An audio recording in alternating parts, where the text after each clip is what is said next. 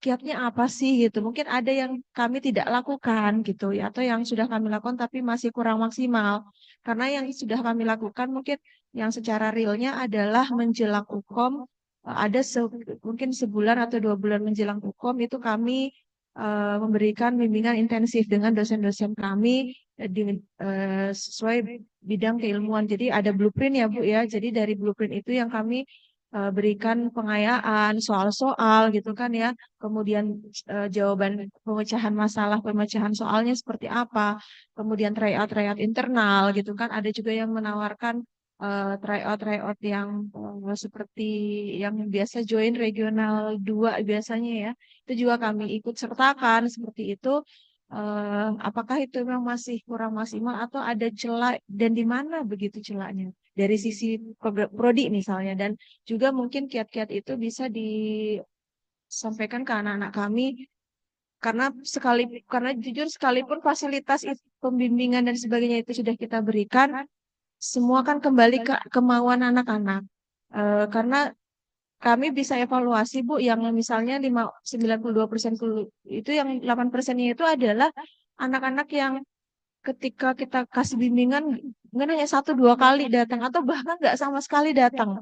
Seperti itu, dan tiap tahun ada polanya. Polanya itu adalah anak-anak yang nggak mau berusaha, dan jujur untuk meningkat motivasinya itu yang agak susah nih. Sudah dikasih tahu, diancam gitu kan, nanti kamu nggak wisuda sama temanmu gitu, tapi tetap kekeh gitu, nggak ada usaha yang bagaimana seperti itu. Jadi mungkin dari Ibu nanti bisa memberikan kiat itu baik dari segi kami sebagai pendidik di sini dan juga dari mahasiswanya gitu deh Bu.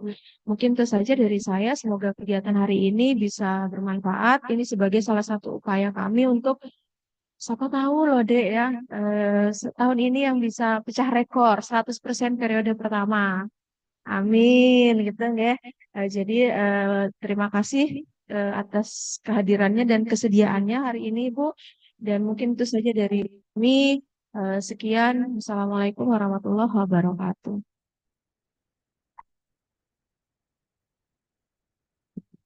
Baik, itulah tadi sambutan dari Ketua Studi Diploma 3 Farmasi. Kepada Ibu kami ucapkan terima kasih. Selanjutnya langsung saja kita masuk ke pemaparan materi yang dilanjutkan dengan diskusi tanya jawab soal oleh Ibu eh, Dr. Anda Apotekarius Maniar and Biomed yang akan dipandu oleh moderator kita Ibu Apotekari Yulianti Fauzia Ankes. Ibu, saya persilakan untuk mengambil alih. Baik, terima kasih. Bismillahirrahmanirrahim. Assalamualaikum warahmatullahi wabarakatuh. Saya ulang ya. Assalamualaikum warahmatullahi wabarakatuh.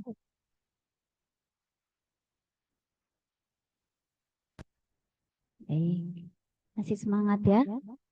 Oke, dan selamat siang, salam sejahtera untuk kita semua. Baik, izinkan saya sebagai moderator ambil alih agenda untuk kuliah tamu. Eh, Untuk agenda kali ini, saya akan membuka 2 sesi. Jadi yang sesi pertama nanti adalah pemaparan materi kuliah tamu dari narasumber. Kemudian sesi kedua nanti adalah diskusi. Nanti akan dibuka beberapa pertanyaan. Nanti ada tanya jawab ya. Silakan disiapkan pertanyaannya. Baik. Untuk sesi pertama, sebelumnya izinkan saya sebagai moderator untuk memaparkan sedikit mengenai profil Ibu narasumber. Jadi narasumber kita pada siang hari ini yaitu Ibu Dr. Anda Apotekarius Maniar, MDiomed. Ibu ini adalah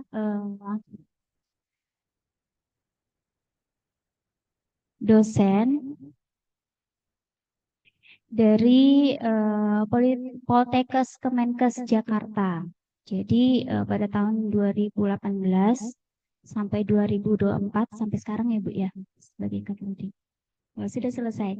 Oke, jadi 2018 sampai 2024 beliau ini menjabat sebagai ketua jurusan farmasi, kemudian beliau juga sebagai sampai saat ini ketua umum Asosiasi Pendidikan Diploma Farmasi Indonesia atau APDFI ya. Oke, jadi ibunya ini telah menempuh pendidikan terakhirnya S2 Ilmu Biomedik dari Universitas Indonesia, Masya Allah. Ya. Kemudian pengalaman penelitian dalam kurun waktu 5 tahun terakhir ini sudah banyak ya.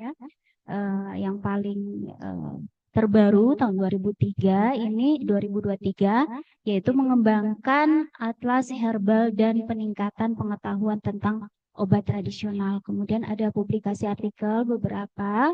Kemudian ada lagi Ibu punya 5 buku 5 tahun terakhir. Yang terbaru adalah tahun 2024. Judulnya khasiat jamu berbasis tinjauan komprehensif. Kemudian ada dapat haki juga Ibu ya. Tema hakinya yaitu program komputer aplikasi ilmu obat. Itu sekilas profil narasumber kita. Baik, selanjutnya untuk sesi yang pertama saya persilakan untuk Ibu yang terhormat Dr. Anda Apotekarius Maniar M. Biomed untuk memaparkan materi. Silakan Ibu. Baik, sambil berdiri. Ya, Assalamualaikum warahmatullahi wabarakatuh.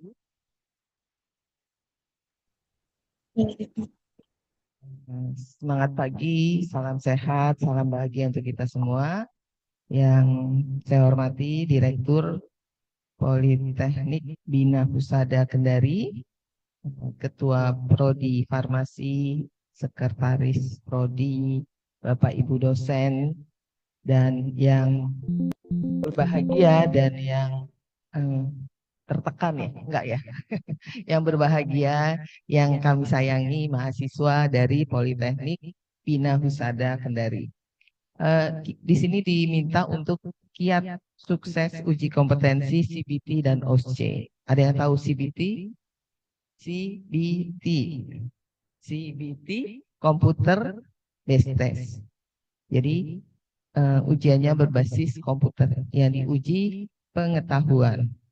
OSCE, O objektif, S struktur, ya, C clinical examination. Jadi ujian terkait dengan kemampuan klinik yang terstruktur. Ini turunannya dari kedokteran, ada kliniknya. Kalau farmasi garing OSCE dan OSP, P-nya itu praktikal. Jadi ujiannya ujian praktek. Kita kenalan dulu dengan ya, mahasiswa yang hari ini lahir kategorinya Gen Z, lahir tahun berapa? 2000. Nah, waktu lahir udah megang handphone. Umur 2 tahun udah megang handphone. Udah ibunya. Handphone mamanya. 2 tahun udah megang handphone, hampir sebagian mungkin ada yang megang, ada yang enggak. Umur 7 tahun SD udah punya handphone, sudah. Dari umur 7 tahun udah punya handphone, beda dengan bapak ibu yang ada di sini.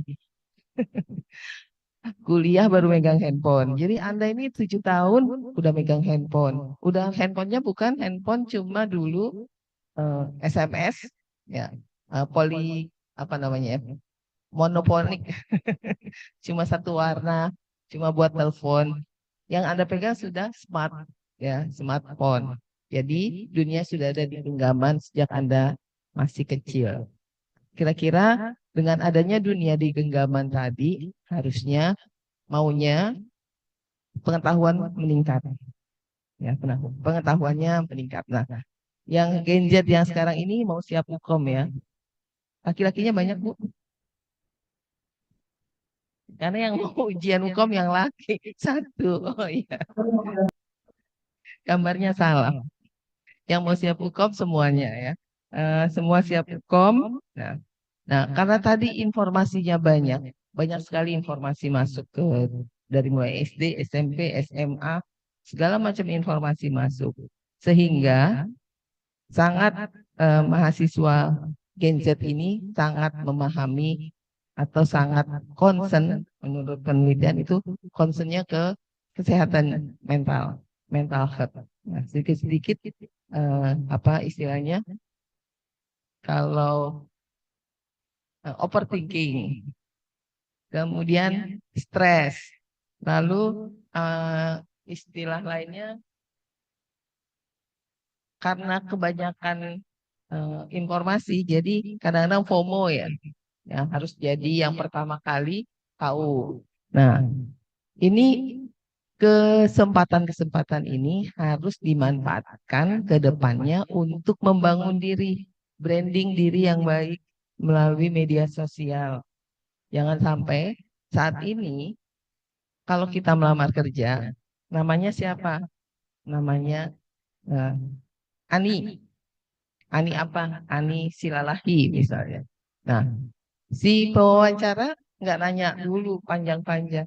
Buka aja langsung Ani Silalahi, lulusan Poltekkes Bina Husada. Bina Husada Ani Silalahi. Nanti muncul.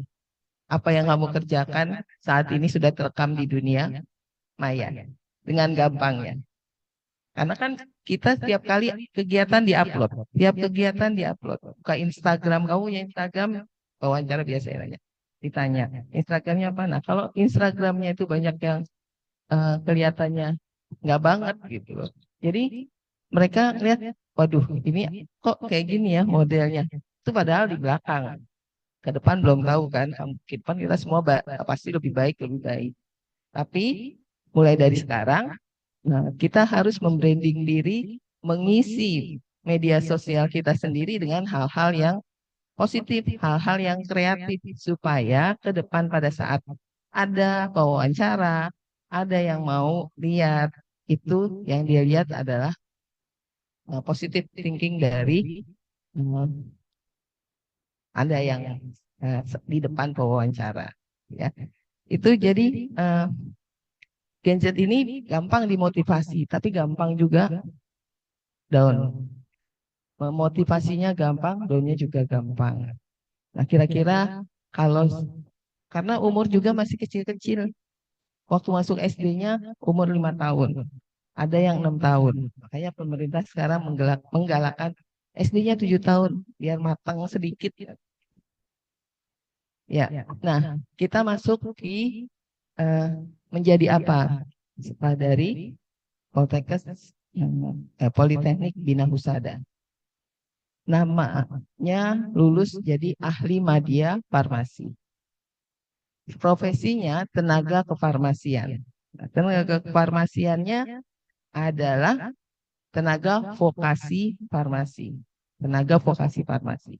Tapi kalau rekrutmen di pemerintahan, rekrutmen di rumah sakit pemerintah, RSUD, puskesmas, atau di Dinkes, atau di apapun, kalau yang terkait dengan keprofesian, maka yang dibutuhkan namanya tetap asisten apoteker. Nah, kalau kita lihat di sini contoh, ini udah lama 2017, tapi kita bisa lihat bahwa apotekernya 4.000, asisten apoteker lulusan D3 12.000. Artinya 3 sampai 4 kalinya. Ya. Jadi kesempatan bekerjanya lebih luas, lebih besar. Karena tujuan akhir dari sekolah pertama kali adalah kita dapat pekerjaan, kemudian bisa melanjutkan sekolah ke jenjang yang lebih tinggi. Nah, untuk tenaga farmasi sendiri itu adalah regulated profession. Profesi yang diregulasi. Kalau lulus jadi guru, profesinya juga diregulasi. Mau jadi jaksa, pasti ada regulasinya. Dan profesi di farmasi, semua profesi tenaga kesehatan itu regulated profession. Karena berhubungan dengan masyarakat. Produk yang kita jual berhubungan dengan kesehatan masyarakat. Kalau nggak ada regulasinya, nanti yang kerja tidak diregulasi, produknya tidak diregulasi, maka akan membahayakan masyarakat. Salah satu yang dilakukan oleh pemerintah untuk menyamakan kualitas dengan cara uji kompetensi. Uji kompetensi cuma sebagian kecil dari proses pendidikan, tetapi uji kompetensi menjadi prasyarat untuk lulus dari satuan pendidikan di D3. Dia bukan satu-satunya. Kalau udah uji kompetensi berarti saya lulus. Proses dari semester 1 sampai semester 6 dan akhirnya uji kompetensi. Jadi ini proses kita. Uji kompetensi itu pintu. Pintu kita harus buka kunci. Untuk lulus harus punya kunci kan.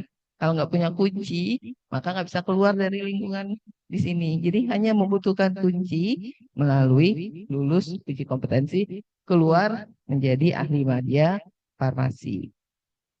Nah, karena uji kompetensi itu untuk mengukur pengetahuan, keterampilan, ya, dan perilaku peserta didik, ya, mengukur pengetahuan, keterampilan, perilaku peserta didik.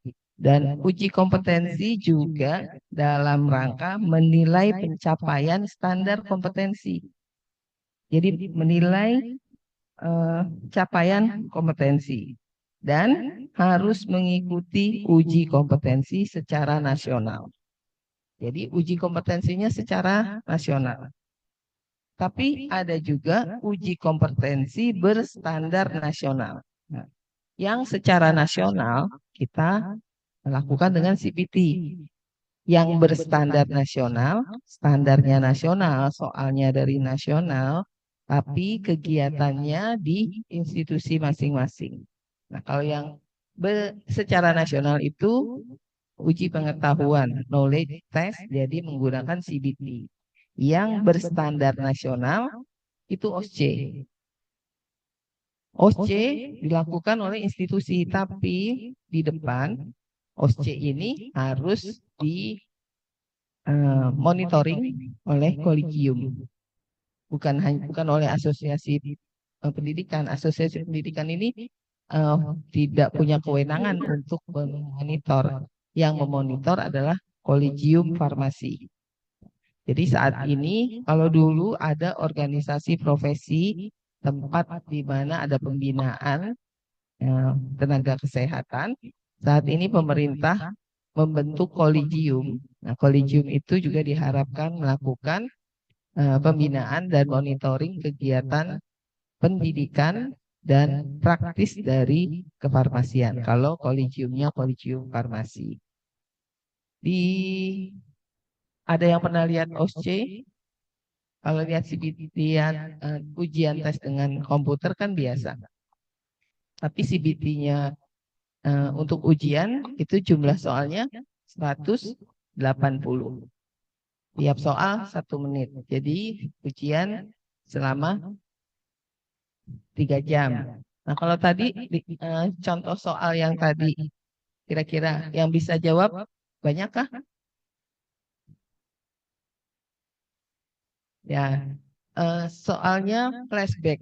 Ya, ada soal yang mendasar sekali, ada soal yang memang berhubungan dengan manajerial atau pengelolaan, ada yang berhubungan dengan recalling. Nah, rata-rata soalnya kalau soal ditanya eritromisin masuk golongan antibiotik apa? Itu namanya soal mengingat. Susah apa gampang? Soal mengingat susah. Ya, soal mengingat itu susah kategorinya karena mengingatnya udah lupa. Si eritromisin makrolida itu lupa bahwa eritromisin makrolid itu lupa. Tapi kalau di soalnya ada dibutuhkan CTM 2 mg. Mau bikin 10 bungkus. Tersedia CTM 4 mg. Berapa CTM yang harus diambil? Bisa ngitung kan? Nah, bisa ngitung, itu gampang apa susah? Jadinya gampang. Soal ngitung harusnya bisa jadi gampang karena kita tahu cara ngitungnya. Soal si eritromisin itu merupakan makrolid, kalau nggak hafal jadi soal susah. Nah, kira-kira nanti kita membekali diri dengan yang mana nih? Oh, dengan ngafalin mati-matian nggak hafal-hafal, apalagi kalau ditanya, eh, misalnya Sinamomi, ya, datang dari pabrik serbuk sinamom, ya, serbuk sinamom harus dimasukkan ke penyimpan sesuai dengan asal tanamannya. Tempat penyimpanannya A. Folium, B. Cortex, C. Fructus. Pilihnya yang mana? Sinamomi. Apa? Nggak usah khawatir. Udah kedengeran apa? Cortex. Nah, itu kan sinamominya kayu manis, kulit kayu manis. Ada serbuk kulit kayu manis disuruh disimpan di tempat sesuai dengan asalnya. Folium, cortex, atau fructus. Kalsiumnya simpannya di cortex. Kira-kira kalau soal itu susah apa gampang?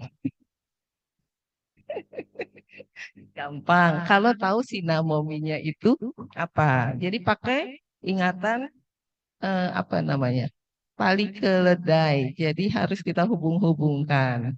Jadi kalau ini apaan sih pertanyaannya? Jadi berusaha ini conditioningnya pasti kalau di industri kan seperti itu. Kalau kamu lagi ada di suatu tempat, di suatu industri atau PBF, ini barang datang, simpannya sesuai dengan asal tanamannya ya, asal jenis ininya di mana. Itu soal ujian biasanya seperti itu. Jadi udah lihat ya soalnya tadi, kalau soalnya adalah menghitung, kelihatannya biasanya kalau menghitung susah. Tapi kalau tahu caranya, menghitung jadi lebih mudah. Kalau misalnya satu lagi, apa? Menghitung dalam konten diminta menghitung harga obat. Misalnya dengan margin 1,2 marginnya, atau dengan keuntungan 20% misalnya. Itu kan harusnya bisa dihitung kan, yang seperti itu. Tapi kalau ditanya Syzygium blue apa misalnya Myristike fragnan itu apa? Susah apa gampang? Susah, nggak tahu Myristike fragnan itu apa? Biji biji pala. Tapi kalau disuruh Myristike fragnan tuh ya, waduh, menghafal, dan kategorinya bagi saya juga susah. Saya selalu bilang soal recalling susah, tapi soal prosedural harusnya jadi gampang. Soal menghitung harusnya gampang kalau menghitungnya nggak berbelit-belit gitu. Jadi itu ya, nanti ke depan juga sama. Nah, kenapa harus UKOM? Tadi harus ada standarisasi kesehatan. Standarisasi kesehatan itu pasti orang yang bekerja di sektor kesehatan asalnya dari institusi pendidikan. Nah, di institusi pendidikan ini menghasilkan lulusan yang akan bekerja. Lulusan yang bekerja ini akan melayani pasien. Ya. Lulusan yang bekerja melayani pasien. Nah, lulusan yang bekerja disebut profesi kesehatan. Profesi kesehatan ini kalau mau kerja harus punya sertifikat dan harus diregistrasi, lisensi dan registrasi. Registrasi itu hasilnya adalah surat tanda registrasi. Lisensi hasilnya surat izin praktek. Jadi Anda nanti lulus, punya ijazah dan serkom, bisa meregistrasikan diri ke negara, akan dapat surat tanda registrasi sebagai tenaga vokasi farmasi. Dengan surat tanda registrasi itu bekerja di pelayanan oleh Fasiankesnya, didaftarkan ke dinas kabupaten kota untuk mendapatkan surat izin praktek. Jadi keterkaitannya Kementerian Kesehatan, Kementerian Pendidikan akan menghasilkan profesional kesehatan yang akan melayani pasien. Untuk itu sangat dibutuhkan sertifikasi atau menyamakan standar dari lulusan tersebut. Ya. Jadi adanya uji kompetensi untuk meningkatkan profesionalisme, untuk memastikan bahwa tenaga kesehatan siap terjun pada dunia profesional dan untuk memastikan bahwa tenaganya relevan dengan kompetensi yang diharapkan. Dan juga untuk meningkatkan kepercayaan masyarakat. Nanti kalau masyarakat nggak percaya di situ tenaga kesehatan terregistrasi, apalagi dengan era seperti ini, nakesnya di situ nggak punya STR, nggak punya SIP, mereka langsung takut. Mereka langsung takut, nggak mau ke tempat itu karena di situ tenaga kesehatannya tidak sesuai, tidak unregulated. Nah, yang diuji tadi ya pengetahuan, ya, know dan show how, yang melalui OSCE. OSCE artinya kita menunjukkan sesuatu, knowledge itu yang CBT. Nah, OSCE-nya ada 6 station. Dan tahu sesinya produksi, screening resep, kemudian dispensing, swamedikasi, penerimaan penyimpanan. Penerimaan penyimpanan, screening resep, dispensing peracikan, produksi dan swamedikasi. Jadi ujiannya kalau ujian swamedikasi isinya berarti yang bisa diswamedikasi, nggak perlu belajar apa namanya anti diabetes karena anti diabetes bukan swamedikasi. Yang swamedikasi diare, batuk, pencahar, obat cacing, obat kulit, dan obat-obat bebas terbatas lainnya. Ya, kemudian yang dispensing juga karena waktunya cuma berapa menit ya? 8 ya, 8 menit. Jadi kalau dispensing nggak dari A sampai Z. Mungkin kamu disuruh cuma menghitung atau mencampur atau membagi. Kalau produksi juga sama, yang diuji bagian dari produksi. Mungkin memilah simplesia, itu juga bagian menimbang atau mencampur atau evaluasi in proses kontrol, misalnya uji kekerasan, kemudian sifat alir granul dan lainnya. Ini mahasiswanya udah paham semuanya. Nah, kemudian yang tadi bahwa lulus dari sini, lulus dari Poltek Bina Husada akan dapat ijazah dan akan dapat sertifikat kompetensi. Nah, lalu meregistrasikan diri ke Konsil Kesehatan Indonesia melalui Konsil Kefarmasian akan dapat surat tanda registrasi. Bekerja nanti dapat lisensi yang dihasilkan surat izin praktek. Berapa tempat praktek? Berapa tempat praktek boleh oleh tenaga vokasi farmasi? 3.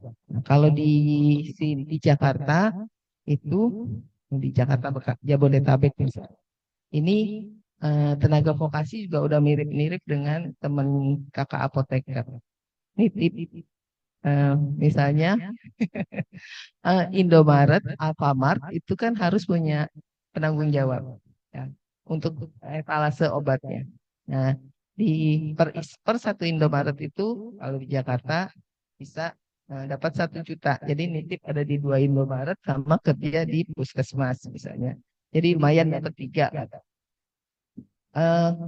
Kalau di Kendari ini juga mungkin kan sama kalau di hypermart, supermarket itu memang harus ada penanggung jawabnya. Ya, kita lanjut di Anda ini sebagai tenaga vokasi farmasi.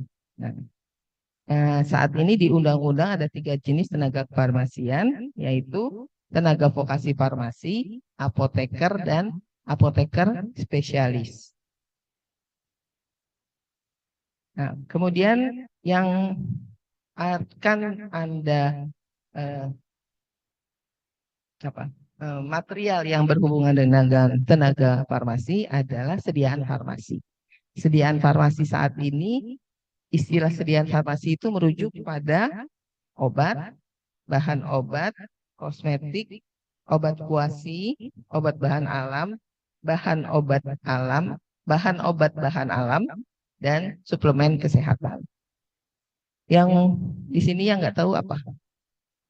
Sediaan farmasi mana yang baru?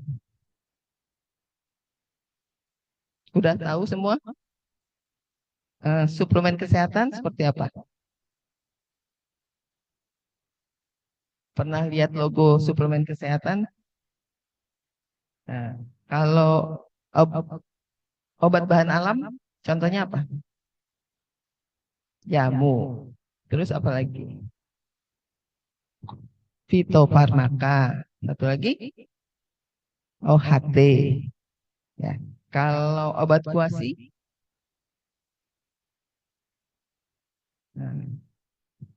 Nah, ini ya. Kemudian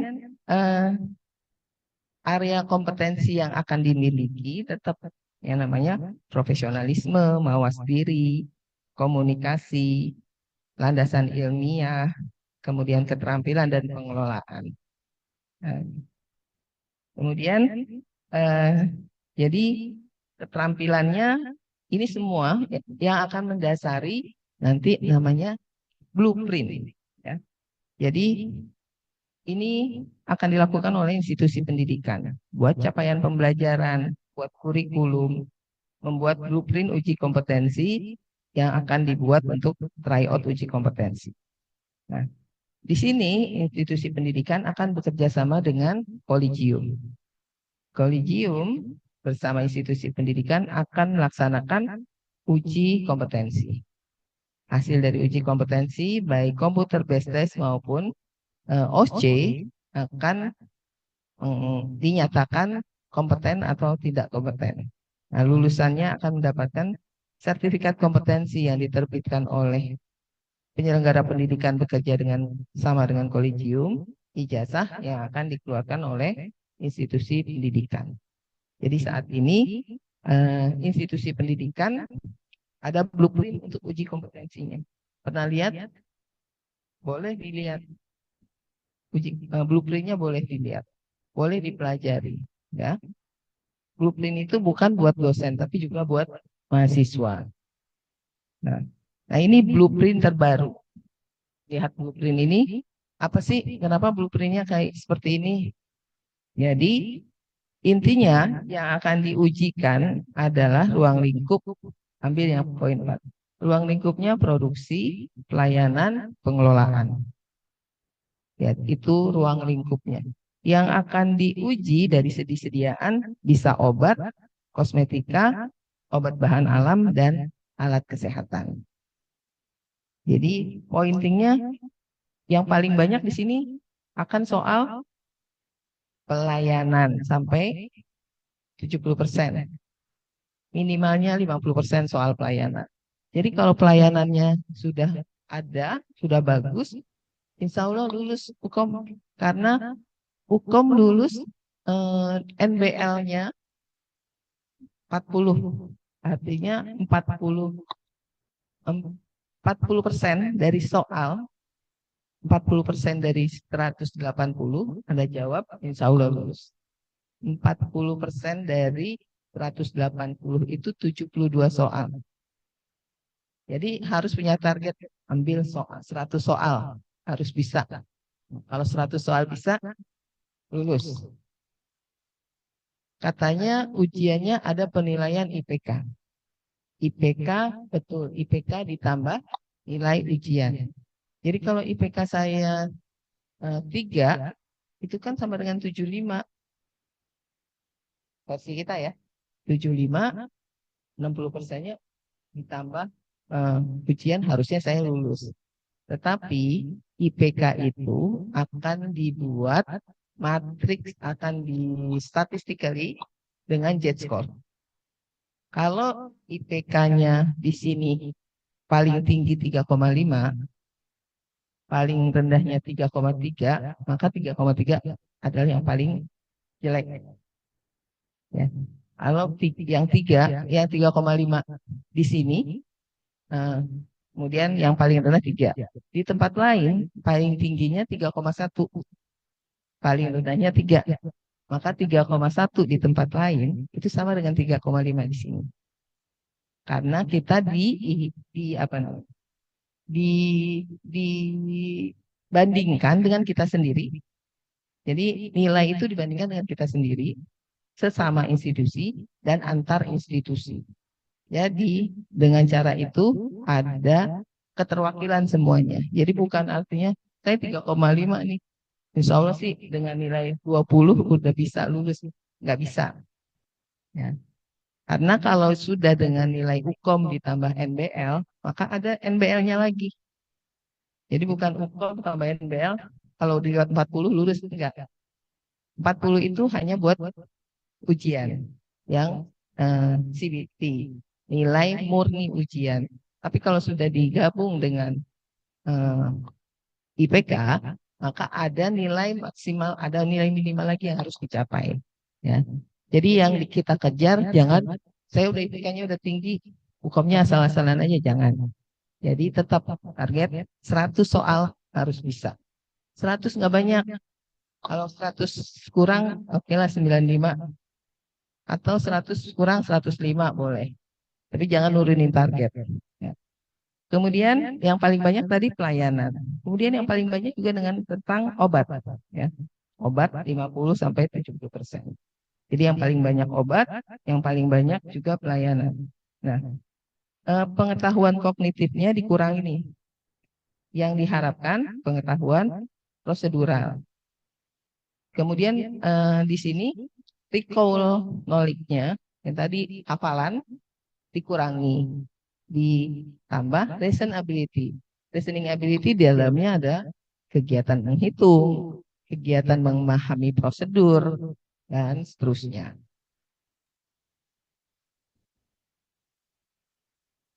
Oke, nah contoh ini hanya bagian kecil dari blueprint, ya.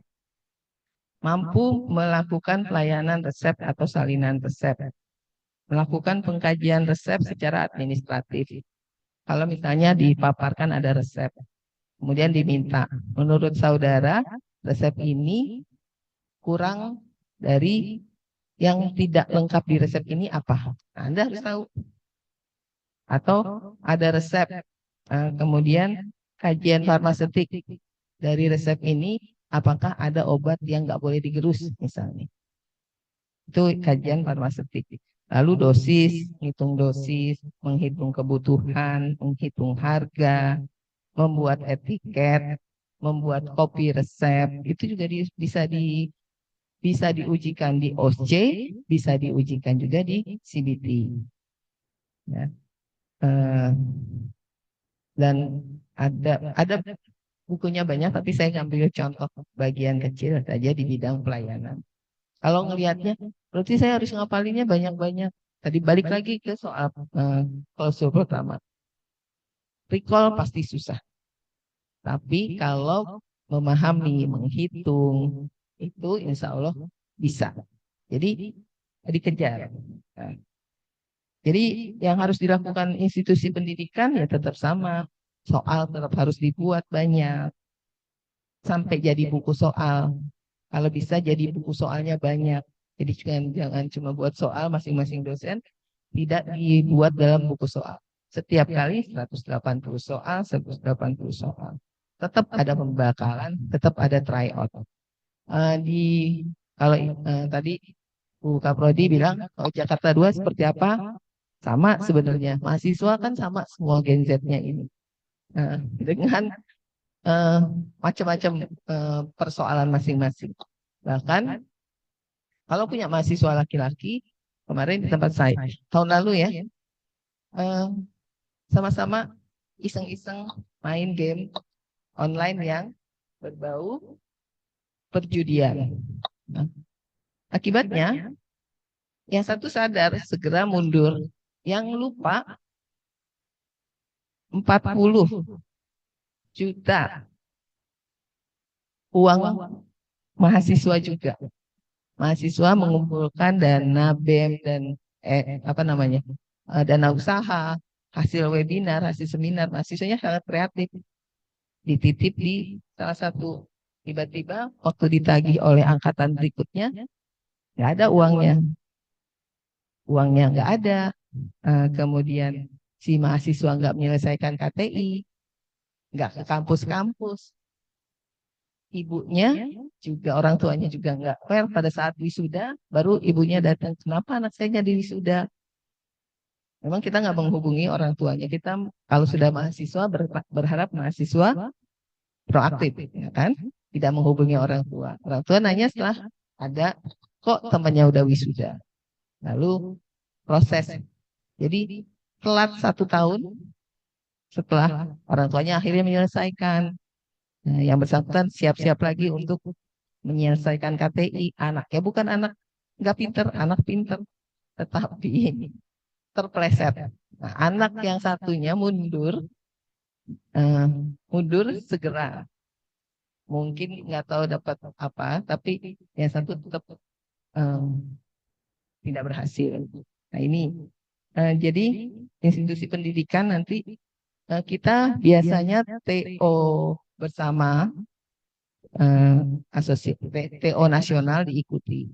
TO yang bersama regional 3 kita ikuti juga. Kemudian mahasiswa diminta mencari soal sendiri di web banyak. Dan kalau yang berbayar nggak usah berbayar kalau giliran suruh bayar. Kalau mahasiswa kemarin karena kebetulan punya mahasiswa RPL, tiba-tiba semua lapor, saya udah bayar bimbel 800.000. Padahal kan kita juga bisa menyediakan, tapi saya mau belajar sendiri. Artinya tidak harus yang berbayar pun banyak soal-soal itu. Ya. Kemudian soal yang disediakan oleh Bapak Ibu dosen tentunya. Kalau itu dipelajari 50%, 60%, insya Allah biasanya lulus ujiannya. Dan satu lagi tadi Bu Kaprodi sudah bilang ada polanya. Kalau TO1 nilainya sekian, TO2 nggak naik juga, TO3 nggak naik juga. Ya harapan kita jadi pupus ini. Sebagai dosen ya, kita TO kok nggak naik-naik. Kita informasikan kalau TO nggak usah nyontek, karena nggak penting. Karena TO itu bukan nanti menjadi dasar kemanapun, tapi menjadi informasi bagi Bapak Ibu dosen. Belum bisanya itu di mana sih? Jadi kalau di TO sudah cheating, akhirnya kita punya informasi kan, mahasiswa itu kurangnya di mana. Jadi usahakan meskipun ujiannya nggak diawasi, ujiannya di rumah kah, tetap ukur diri sendiri, kan? Nanti ikuti TO-TO yang di regional, di nasional, maupun di tempat yang lain. Nah, jadi kalau mau suksesnya, ya, karena TO, tryout itu tetap kunci sukses. Kalau bank soalnya tambah banyak, maka kita juga bisa tambah banyak pengalaman menjawab soal. Nah, pada saat kita menjawab soal, biasanya kita akan siap ditempatkan dimanapun pada saat kita bekerja. Kemampuan kita akan lebih terasah. Nah, kalau pada saat ujian, kita utamakan soal yang mudah. Kalau udah soal mudah, kita kerjakan. Tinggalin dulu yang susah-susah, karena bisa balik lagi. Jangan terpaku di soal susah. Udah nomor 1, karena soal itu di recycle, diputar ya. Nomor 1, setiap anak itu pasti berbeda. Jadi kalau yang nomor satunya gampang, dia nggak panik. Tiba-tiba yang sebelahnya nomor satunya susah, nggak bisa dijawab, panik. Jadi nggak boleh panik. Usahakan tinggal saja, tinggal kalau yang susah. Nanti bisa balik lagi untuk kita isi ulang, mengisi kembali. Jadi kiatnya nggak banyak, insya Allah lulus 100%. Dan biasanya di sekarang ada tren, bukan tren juga, tapi usaha dan doa. Saling memohon maaf, baik mahasiswa ke dosen, dosen ke mahasiswa, mahasiswa ke orang tua, ya, supaya ikhlas semuanya. Ya, supaya ikhlas. Kenapa sih harus dijadiin sesakral itu ujiannya? Karena kalau nggak lulus ujian ini, tidak boleh dapat penomoran ijazah, tidak bisa diusulkan penomoran ijazahnya. Jadi kan sayang. Masa harus nunggu 6 bulan lagi atau 3 bulan lagi ikut ujian lagi?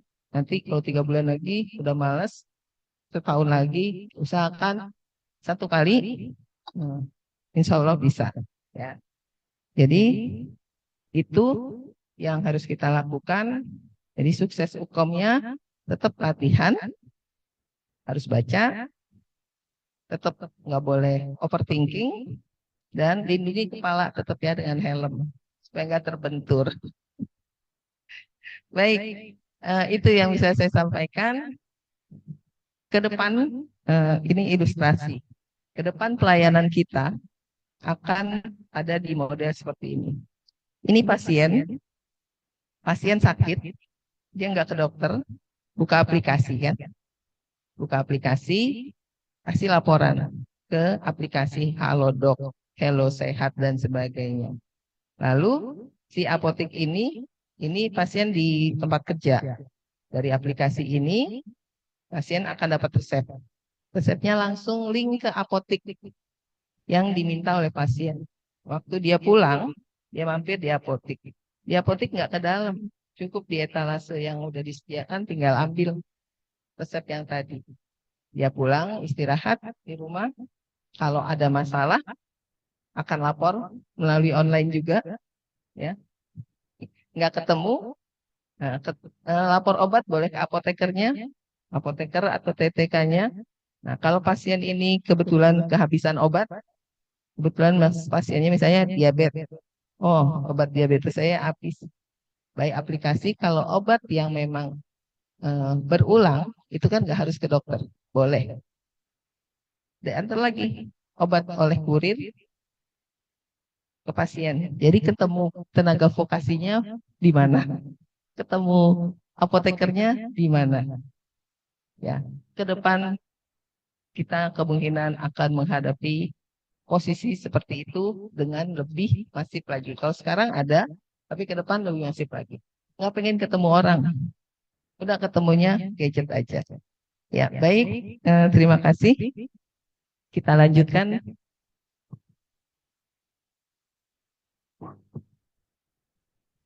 Baik, menarik sekali ya. Untuk sesi selanjutnya, sesi kedua, kita masuk ke sesi diskusi. Silakan yang mau bertanya, yang ada di ruangan maupun yang di Zoom, silakan.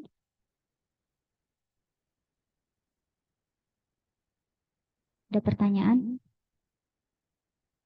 Yang di ruangan ini dulu ya.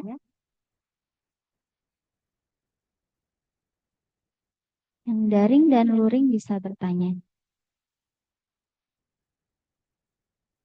Pertanyaannya boleh ditulis kalau yang daring di Boleh kolom bertanya komentar. apapun boleh. Tidak harus yang tadi. Mau curhat yang lain boleh. Ya, silakan. Sebut namanya ya.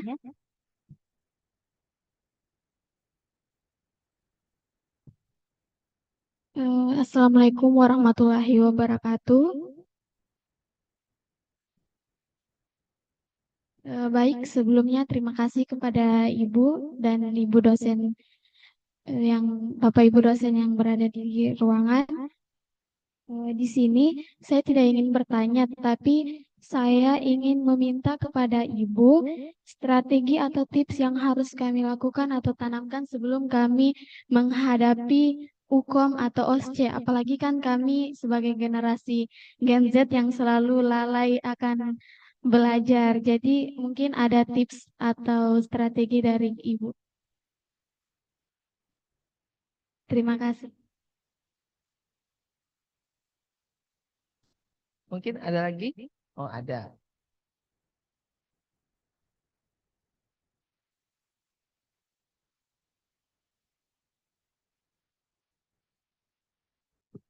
Enggak. Oh, ya berarti satu dulu. Strategi apa yang harus ditanamkan pada diri sendiri ya. Saya mau UKOM. Yang pertama, Kira-kira apa? Kan saya harus selesai. Saya harus lulus. Harus lulus sih, iya semua juga mau, Bu. Memang saya juga mau harus lulus. Tapi apa yang harus saya lakukan? Tetap yang namanya persiapan, itu kan harus pakai usaha. Persiapan itu kan bukan cuma niat. Kalau tadi mau lulus baru niat. Tapi apa yang harus kita lakukan? Itu tadi pada saat pembekalan, pada saat TO, di serius, harus serius. Pembekalan, tryout harus serius. Kalau merujuk saya juga zaman dahulu kala dulu dari sekolah menengah farmasi. Sekolah menengah farmasi tahun 85, ibu saya aja lahir tahun 87 katanya. Tahun 85 itu artinya mirip dengan uji kompetensi, lulus atau enggak lulus ujiannya. Akhirnya karena kita punya geng juga, ya, kita kan pasti punya geng.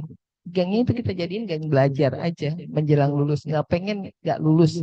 Jadi geng belajar, nginep sambil ketawa-tawa, sambil belajar, sambil ketawa lagi, sambil belajar lagi. Ya itu kan manusiawi, itu kan orang muda, remaja seperti itu. Tapi ada tanggung jawab di dalamnya. Kemudian saya juga punya pengalaman waktu teman-teman apoteker, saya kuliah S1-nya di Padang. Kemudian melihat teman-teman apoteker tingkat atas mau ujian sidang apoteker zaman itu agak beda. Mereka harus mempersiapkan diri sedemikian rupa. Sama juga polanya. Bersama sekelompok belajar, karena belajar itu kadang-kadang di kelompoknya sendiri nggak oke, meminta mentoring dari kakak tingkat, dari adik tingkat saya. Kebetulan waktu itu ada tingkat yang bisa disuruh-suruh untuk coba cari Martindal, buka halaman ini. Jadi saya bagian yang disuruh-suruh untuk mencari data. Ke bagian data, bagian suruh untuk mencari data, membantu mereka mempersiapkan formulasi dan lain-lain. Artinya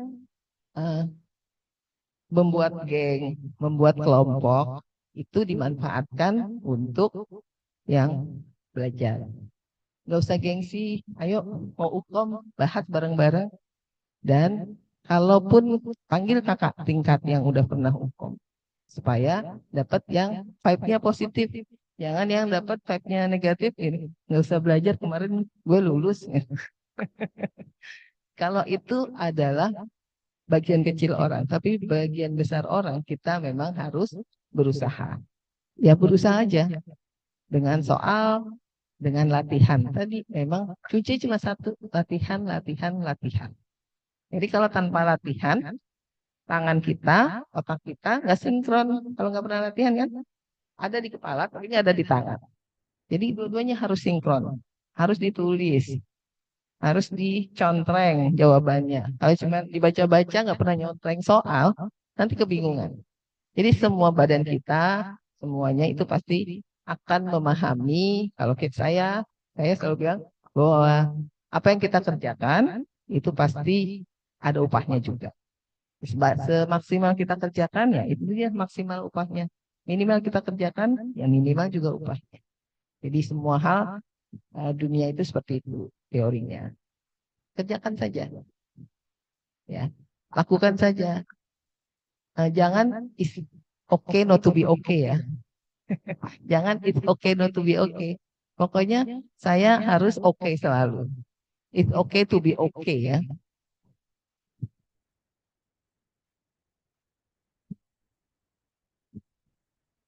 Baik, ada pertanyaan dari Zoom. Perkenalkan, nama saya Mardela. Izin bertanya kepada Ibu mengenai blueprint respon ability. Salah satu perhitungan yang paling sering muncul di UKOM itu apa, Bu? Jadi reasoning ability terkait perhitungan, perhitungan kebutuhan pada resep, ya perhitungan kebutuhan resep, perhitungan dosis, kemudian perhitungan konversi. Di soal tadi dibutuhkan 25 mg amoxilin per 5 mili. Tersedia eh, tersedia 25 mg per 5 mili. Yang diminta 2%. Berapa jumlah yang harus ditambahkan amoksilinnya? Hal seperti itu ada keluar. Menghitung harga obat, menghitung jumlah obat, jumlah harga seluruh obat ada. Ada menghitung stok ya, buffer stok. Jadi perhitungan-perhitungan yang memang dekat yang kadang-kadang susah adalah perhitungan HLB. Nah, HLB apaan sih? Udah lupa. Nah, HLB. Tapi kan di situ ada ekivalensinya, ada nilai tergantung menghitungan HLB-nya apa. Jadi HLB selalu ada soal. Jadi jangan di apa namanya? Jangan diabaikan karena satu soal pas HLB kita pahami keluar itu rasa bahagianya berlebih. Oh, alhamdulillah keluar juga yang saya pelajari. Kemudian soal biasanya soal kalau perhitungan lain adalah bahan tambahan. Kemudian soal rendemen pasti muncul. Jadi yang udah pasti muncul udah ada di tangan. Kadar air, kadar abu, yang perhitungannya seperti itu. Itu adalah bagian dari kegiatan kefarmasian. Meskipun ada yang dipelajari semester 1, 2, 3, 4, tapi itu yang nggak boleh lekang dari kemampuan kita sebagai tenaga vokasi. Menghitung kadar air, menghitung susut pengeringan, pokoknya menghitung itu pekerjaannya vokasional. Ya, kalau dibuka contoh soalnya, bisa salah satu. Contoh, memang ujian itu nggak boleh dilihat ya soalnya. Tapi ya alhamdulillah mungkin polanya bisa dipahami oleh Bapak Ibu dosen di sini.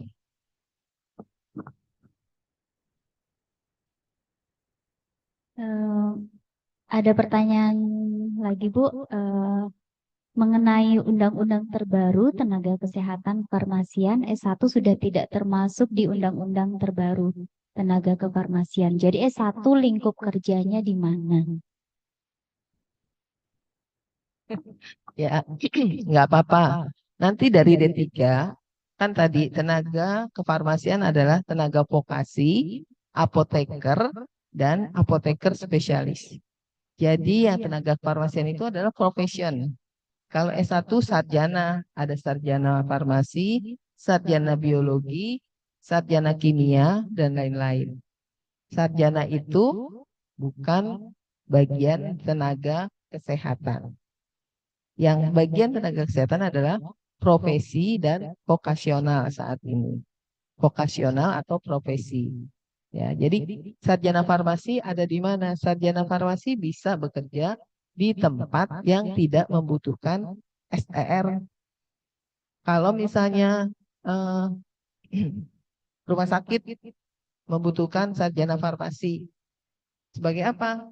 Mungkin bukan sebagai asisten apoteker, bukan sebagai tenaga vokasional, mungkin sebagai pekerjaan yang lain yang tidak dipersyaratkan STR, tidak dipersyaratkan surat izin praktek. Tapi rumah sakit ataupun misalnya pemerintah daerah butuh ada penerimaan sarjana, termasuk di dalamnya sarjana apapun, termasuk sarjana farmasi. Bisa jadi, dimanapun bisa.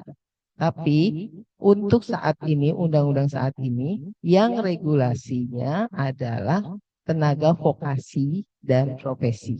Vokasinya hanya D3 farmasi, profesinya S1 farmasi plus profesi. Jadi saat ini semua teman-teman S1 yang bekerja di pelayanan diharapkan, dianjurkan untuk lanjut profesi. Atau yang paling ekstrim, cari juga kalau memang formasi apotekernya nggak ada, yang ada formasinya vokasi, ya ikut lagi kuliah vokasi. Kalau turun, tapi kan yang dianjurkan adalah lanjut ke apoteker.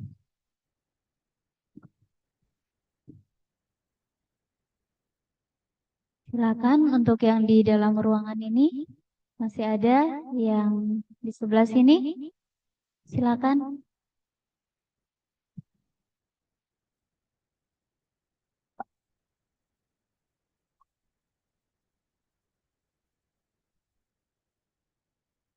Bismillahirrahmanirrahim. Assalamualaikum Ibu. Izin bertanya, pertanyaan saya mungkin saat menjalankan UKOM kan berbasis komputer Bu, mungkin akan ada terjadi kesalahan teknis atau mungkin komputernya tiba-tiba mati atau mungkin itu saat pengerjaannya waktunya akan kembali diulang sesuai dengan yang dikerjakan atau udah gitu.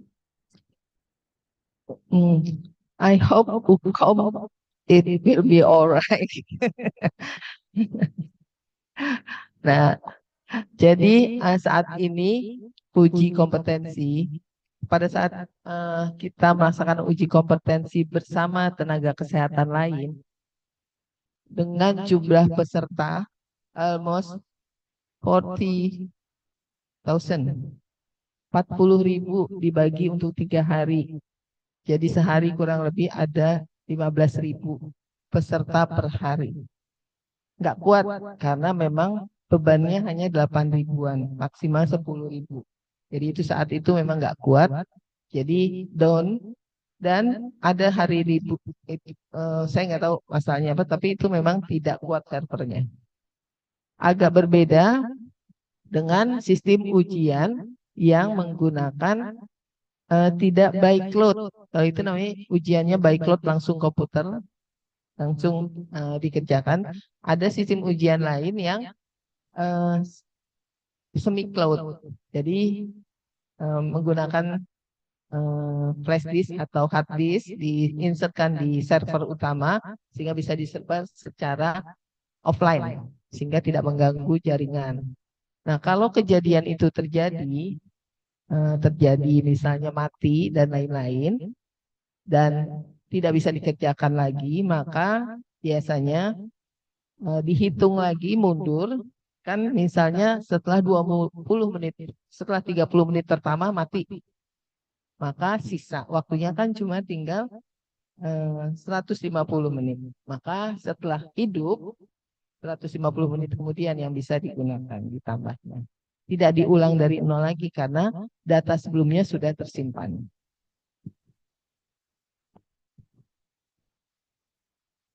Mungkin ini dia mengingatkan saya akan trauma itu. Jadi 2 tahun lalu, 2 tahun lalu nggih Bu, itu kan kita pertama kali ya gabung. Terus kebetulan saya PP yang di Poltekkes Kendari. Tapi anak-anak ditempatkan di universitas yang lain. Jadi saya tidak boleh menjadi pengawas bagi anak-anak saya sendiri. Kejadiannya kami di Poltekkes itu saya apa namanya sampai menambah 2 kali waktu 25 menit 25 menit waktu itu kan karena hari pertama nggih Bu, mulai hari pertama, hari kedua server jebol katanya dan ditiadakan, baru ada pengulangan di minggu berikutnya. Nah itu kok saya sampai setengah 8 di sana, tapi anak-anak saya itu jam 5 udah dipulangin Bu. Dan akhirnya muncullah ibu nangis karena ada yang 20 soal belum terjawab, 30 soal belum terjawab. Jadi saya waktu itu cuma bisa ngadu ke apa PJ cluster nggak? PJ clusternya ini yang sempat saya save. Cuman katanya kalau begitu keluhannya agak ribet Bu, karena memang kalau ujian seperti itu kan memang bertanggung jawab di lapangan PP ya. Jadi PJ cluster tidak bisa terlalu terlibat. Kalau mau menyurat katanya langsung ke ketuanya, makin ribet lagi dan memang saya pasti akan ini ya mempermasalahkan PP. Jadi ya mudah-mudahan nggak saya jadi trauma. Mudah-mudahan balik lagi deh ke yang sebelumnya gitu. Memang lebih mahal ya Bu, tapi itu PP itu kita tapi lebih smooth gitu, lebih smooth, tidak terlalu banyak hal apa drama gitu. Iya, itu dramanya terlalu banyak. Jadi sebenarnya hitungan mereka murah, tapi karena ada masalah itu malah sebenarnya mereka nombok banyak karena kayak anak-anak yang nunggu terlalu lama dibeliin makan. Iya, anak-anak itu ada yang tidur, Bu. Sekarang sudah jam, mereka yang sesi 2 kan harus datang jam setengah 12. Supaya nggak ketemu dengan sesi 1. Tapi mereka sampai jam 7 malam. Tidur, Bu. Soalnya nggak dijawab. Jadi itu yang ketakutan mungkin ya, karena ada yang baru ya, Bu ya. Karena kan kita belum jelas hukum untuk yang tahun ini, belum ini lagi ditetapkan. Apakah kita bergabung lagi seperti kemarin? Cuman mungkin saya nitip, Bu. Nanti mungkin hal-hal seperti itu bisa diantisipasi. Kemudian yang mereka keluhkan juga eh, soal, karena kalau di yang LPUK yang biasa kita kan pakai kalkulator yang ikutan di komputernya. Sementara mereka kan nggak begitu, soal dibuka nggak boleh buka kalkulator di komputer, tapi ya kalkulator yang nempel di aplikasinya. Kalau itu dibuka bu kalkulator, sementara kan kita tadi 60% reasoning ability, berhitungan. Masa soal perhitungannya mau dikurangin? Begitu mereka buka kalkulator, Bu, langsung lemot. Jadi kalkulator itu memberikan apa namanya, efek lemot. Karena kalkulatornya nggak ngikut nggak di, ya nggak boleh dibuka kalkulator di komputer. Terus sama soal bergambar. Kalau soalnya bergambar muncul, jadi jadi oh pokoknya susah, pindah nomor itu susah, lama gitu, Bu. Itu mungkin jadi keinget, mumpung ada Ibu, saya ngadu memang gitu, Bu. Jadi maksudnya ya. Ya. Saat ini eh, yang lebih dulu ujian itu kan dari apoteker. Profesi apoteker ini bulan Februari ini ujian. Kekhawatiran yang kemarin kan bukan cuma eh, kita ya, apoteker juga punya permasalahan yang sama. Akibatnya menolak sistem yang kemarin, meminta sistem seperti semula, meskipun itu memang berbiaya lebih mahal, karena psikologis pesertanya menjadi lebih enak, begitu juga PP dan PL. Tetapi akhirnya diizinkan di Februari ini, tetap menggunakan sistem yang lama. Belum tahu untuk yang periode berikutnya. Kita Juli, jadi sama dengan apoteker periode berikutnya juga Juli, itu belum tahu. Karena mudah-mudahan masih boleh menggunakan sistem yang lama atau sistem yang baru tetapi tidak bergabung dengan nakes lain, hanya untuk farmasi, sehingga jumlah tetap akhirnya jatuhnya tetap mahal kalau seperti itu. Menjadi murah karena pembaginya itu sampai 30.000 orang kan. Kalau pembaginya 8.000 ya pasti 2 kali lipatnya. Jadi memang itu yang kalau kedokteran sistemnya dengan kementerian juga. Tapi dia hanya kedokteran sendiri, nggak bergabung dengan di hari yang sama, di hari yang berbeda. Itu yang sedang kita coba cari solusi di situ. Mudah-mudahan.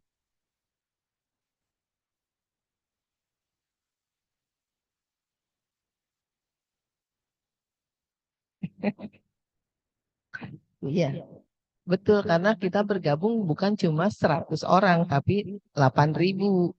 Dan itu mereka jadi kewalahan antisipasinya. Menganggap 8.000 itu nilai yang sama-sama aja dengan nakes lain. Yang sebenarnya nakes lain itu 500. Elektromedik cuma 500. Misalnya ronsen 500. Kita langsung 8.000. Dan itu memang akhirnya membuat chaos dan juga down dari server. Tipe soalnya banyak gambar, banyak hitungan, agak berbeda. Baik, terima kasih diingatkan lagi. Nanti juga saya juga akan mengingatkan lagi dalam rapat bersama. Ya, ada lagi? Oh, ada.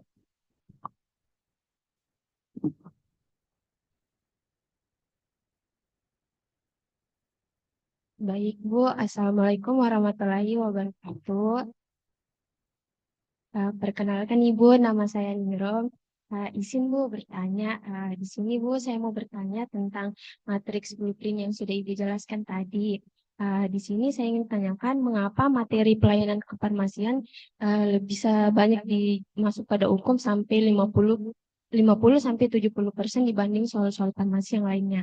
Dan yang terakhir saya ingin tanyakan tips dari Ibu, tips untuk kami Bu, bagaimana sistem yang harus kami gunakan dalam belajar menghadapi hukum, karena biasanya kami menggunakan sistem SKS Bu, sistem kubut semalam.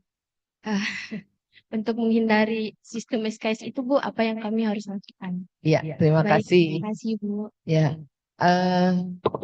jadi tenaga vokasi farmasi ada standar kompetensi tenaga vokasi farmasi. Kemudian di standar itu ada pelayanan, resep, pengelolaan farmasi dan pelayanan kefarmasian.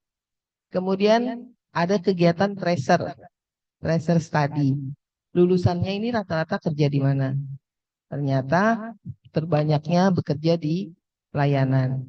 Soal uji kompetensinya yang diminta pemerintah, ya pemerintah saat ini kan yang lebih diurusi pemerintah itu yang berhubungan dengan pasien. Itu ada di pelayanan. Sehingga pelayanan menjadi lebih besar. 50 sampai 70%. Jadi 50% paling kecilnya, 50%-nya semua soal pelayanan. 90 soal adalah soal pelayanan. Soal pelayanan itu memang lebih luas ya. Pelayanan bukan hanya pelayanan resep, tapi juga pelayanan informasi obat, swamedikasi. Nah, itu juga bagian dari pelayanan. Terus kalau tadi kiatnya supaya nggak SKS, sekarang pakai WhatsApp, jangan pakai SMS, jangan jangan SMS. Kalau itu SMS bukan SKS ya. Jadi supaya tidak sistem kebut semalam, S-nya kita ganti sistem kebut sebulan, sistem kebut setahun, sistem kebut seminggu jangan. Jadi minimalnya paling minimal tuh ya sebulan, tapi paling bagus semester, sistem kebut semester, sistem kebut setahun. Jadi karena ini mau tinggal semester berarti SKS juga ya, sistem kebut semester. Jadi jangan hari H karena itu nggak bisa kita pegang, kita akhirnya tidak bisa percaya diri. Pada saat kita tidak percaya diri, panik cepat. Tapi kalau kita bisa percaya diri, alhamdulillah bisa. Dan perjalanan PKL, masalahnya menjelang hukum ini kita harus bikin karya tulis, report, bikin kegiatan PKL di tempatnya 3, buat laporan lagi, buat lagi ujian sidang, belum lagi presentasi PKL, banyak banget kerjanya, nggak sempet mikir buat hukum. Nah, jangan ya Dek. Jangan ya Dek. Jadi memang Bapak Ibu dosen juga sama sibuknya. Bukan nggak sibuk, sibuk juga. Sehingga pada saat Bapak Ibu dosen ngasih TO, ngasih pembekalan, seriuslah di situ. Meskipun saya sibuknya mahasiswa D3 gitu di semester 6 ini. Udah PKL, bikin karya tulis, ngajar-ngajar dosen untuk pembimbingan dan sebagainya. Tetap juga harus mikirin ikut OSCE juga, berbiaya lagi. Nah, karena effortnya sudah banyak, maka pada saat ada kesempatan, dosen bilang, ayo pembekalan, serius. Besok TO, serius. TO-nya dibahas, jangan dibiarkan saja. Dibahasnya minta ibu dosen, bapak ibu dosen, nggak usah, sendiri juga bisa. Karena bapak ibu dosennya juga punya kesibukan yang lain, tidak bisa melayani seperti itu. Jadi kemandirian juga dibutuhkan. Bahkan tahun kapan ya, kita pernah mahasiswa TO nasional. Lalu di TO nasional salah satunya PR ke mahasiswa, mahasiswa saya ada 100 orang.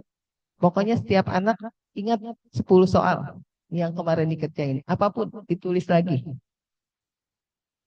Apapun 10 soal yang masih nempel, setelah ujian, tolong 10 soalnya ditulis ulang masing-masing. Terus dikumpul. Jadikan soal jadi apa? Buku baru kan. 10 kali 100 anak kan. Bu saya lupa, yang ingat apa tulis. Karena itu akan membantu. TO nasional ya, saya ambil TO nasional itu dipesankan jangan 10 Bu, 5. Mau 5, mau 10. Kalau bisa ingat 10, alhamdulillah. Yang penting seingatnya dan ditulis ulang. Ditulis ulang, kita udah kasih linknya, masukin situ. Tulis di Google Doc misalnya, di Google Doc ditulis. Sehingga alhamdulillah bisa menjadi modal untuk pembekalan, pemahaman bentuk soal dan lain-lain. Bu, soalnya panjang nggak ingat poinnya aja. Bertanya tentang apa. Jadi memang harus pakai effort seperti itu. Ya.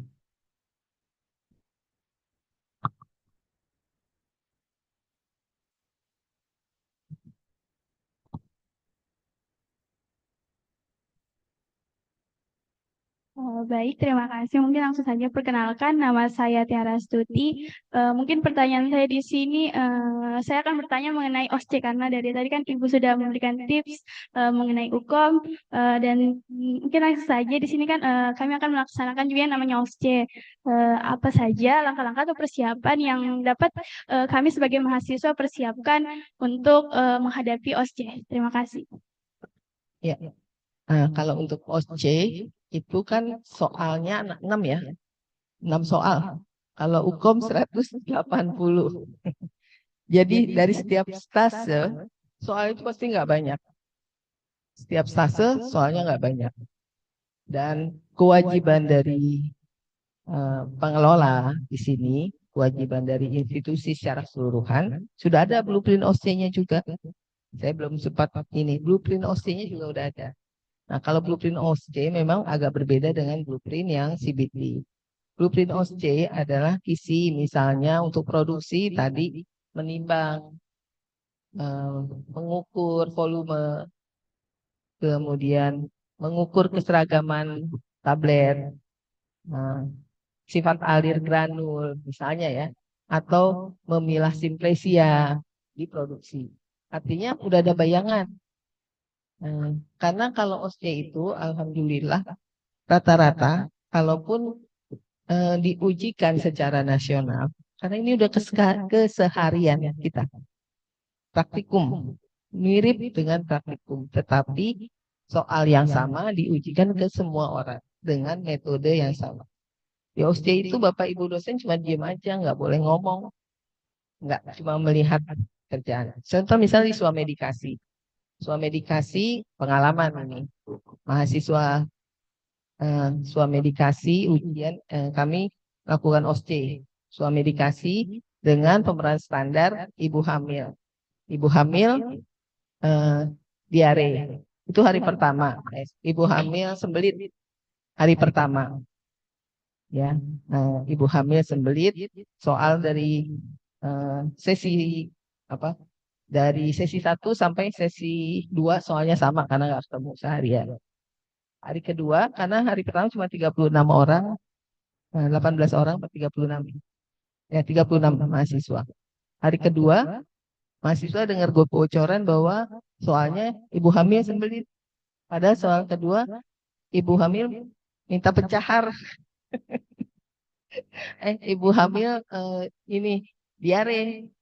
Ibu hamil diare. Mahasiswa selalu mencari informasi bahwa kemarin diare. Untuk mahasiswa yang malas, ya tetap jawabannya dengan jawaban yang kemarin. Jawaban sembelit dari mahasiswa. Ibu hamil, ibu yang diare dikasih pencahar. Jadi pointing di sini adalah sebenarnya kalau untuk OSCE sepanjang kita memahami praktek itu insya Allah OSCE bisa. Tapi OSCE karena saat ini menjadi kewajiban institusi melaksanakan. Kalau nggak OSCE berarti juga masih ada PR ya Bu ya. Ada PR yang harus. Nah, maksudnya kalau nggak dilaksanakan OSCE, akreditasi institusinya bisa nilainya bisa berkurang. Jadi minta bantuan untuk OSCE harus dilaksanakan bersama. Bentuknya karena belum ada yang mau secara nasional. Kalau apoteker ini secara nasional barengan OSCE seluruh Indonesia.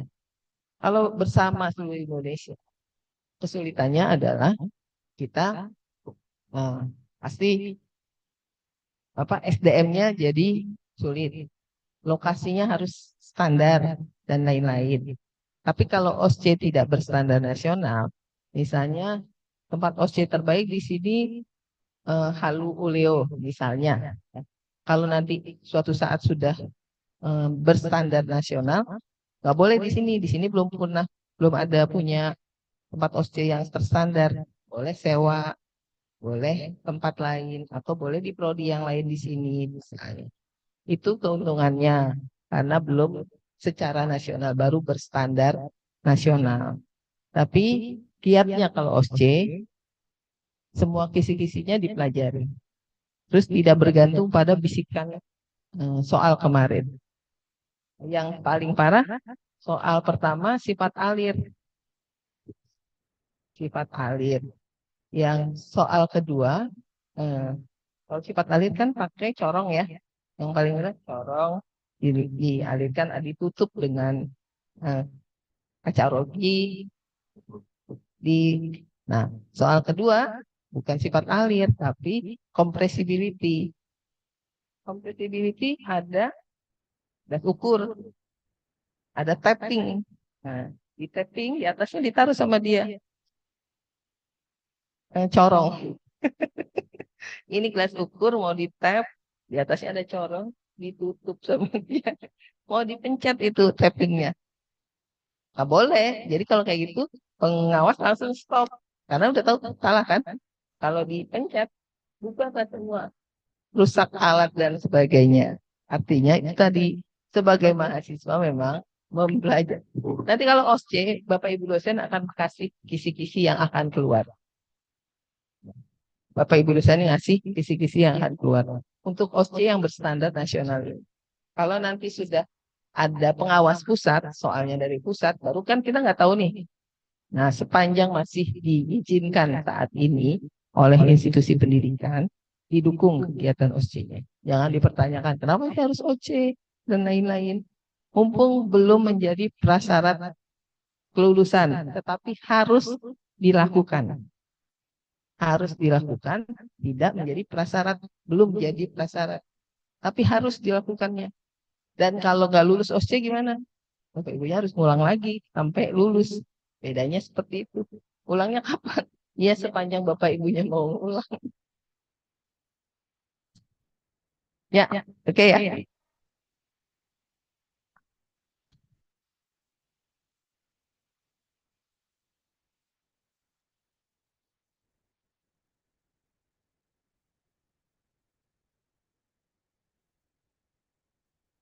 Masih ada lagi bertanya? Ya, yang di belakang barangkali yang bisik-bisik mau bertanya. Tidak, sudah tidak. Oke, baik. Sudah dimengerti semua ya? Oke, tinggal actionnya saja.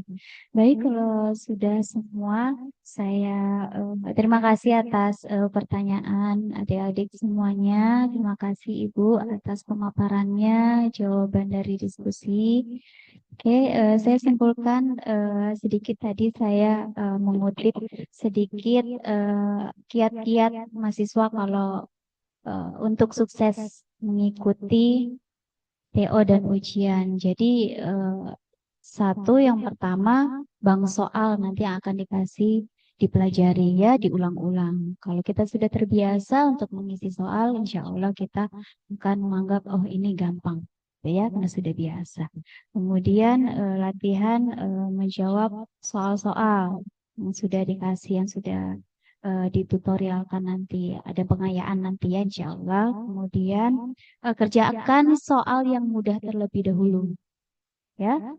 Soalnya yang mudah terlebih dahulu dikerjakan, kemudian jangan panik karena nanti satu soal itu dikasih waktu upayakan 1 menit, gitu ya.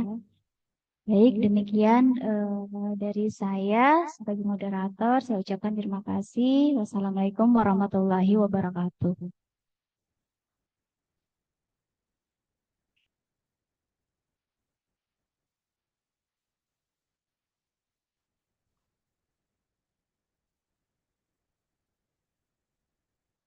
Baik, itulah tadi sesi pemaparan materi dan diskusi yang telah dibawakan oleh Ibu Dr. Anda Apoteker Yusmaniar M. Biomed dan telah dipandu oleh moderator Ibu Apoteker Yulianti Fauzia MKes. Kepada Ibu kami ucapkan terima kasih. Selanjutnya kita ada sesi penyerahan sertifikat dan cenderamata oleh Ibu Ketua Prodi D3 Farmasi kepada Ibu Apoteker Nursada Daud MSC. Kami persilakan dengan hormat.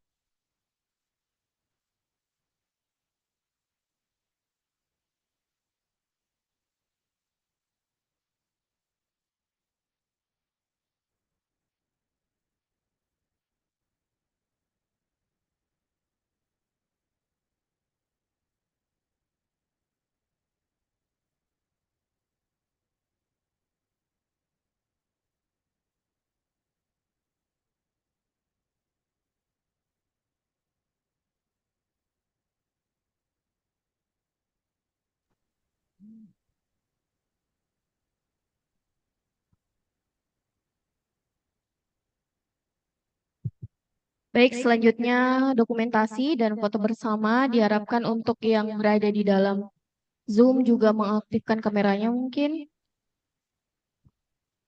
Oh ya, baik. Mungkin 2 kali Bu dari situ sama mungkin sebentar untuk yang di Zoom juga tuh. Atau bagaimana?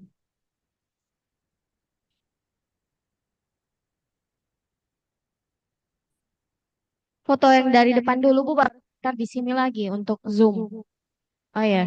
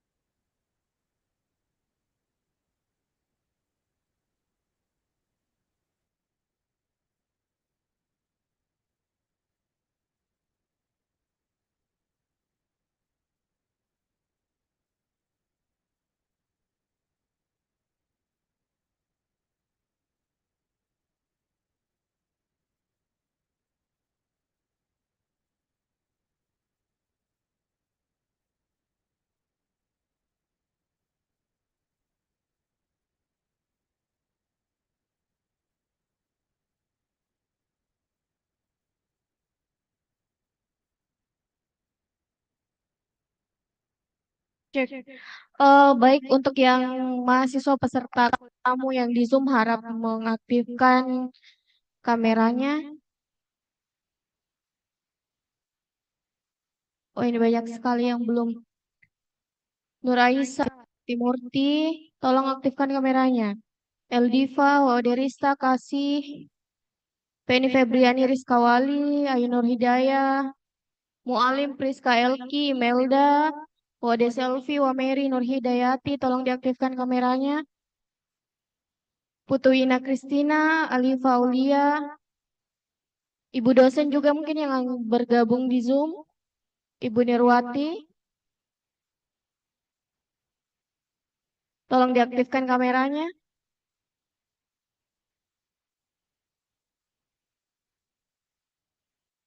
Ya, bisa. Aba-aba saya ini berapa slide, Pak? Satu saja ya? Bagusnya kalau aktif semua ini.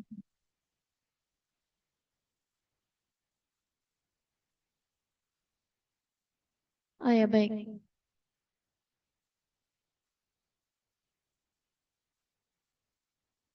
Oh ya. Mungkin lagi cari jilbab tadi kayaknya. Masih cari jilbab. Oke, ini saja.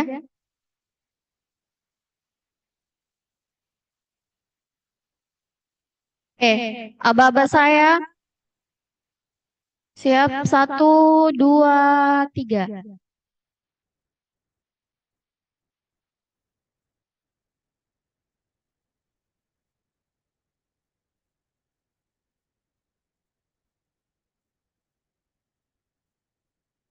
Ya. Oke, sudah.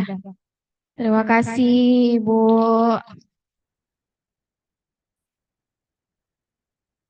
Baik, dengan demikian berakhirlah sudah kegiatan kita pada siang menjelang sore hari ini. Terima kasih kepada Ibu narasumber, Ibu Ketua Prodi, Sekretaris Prodi, dan seluruh dosen dan panitia yang telah meluangkan waktunya pada hari ini, serta seluruh mahasiswa yang sudah hadir baik di dalam ruangan maupun di dalam jaringan Zoom.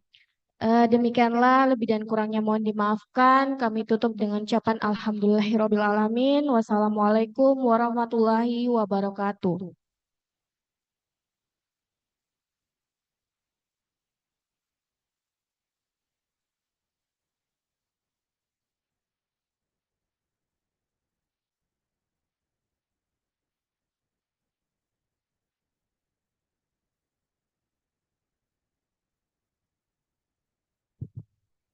Kami ingatkan yang sampahnya jangan ditinggalkan di dalam ruangan, tolong dibersihkan.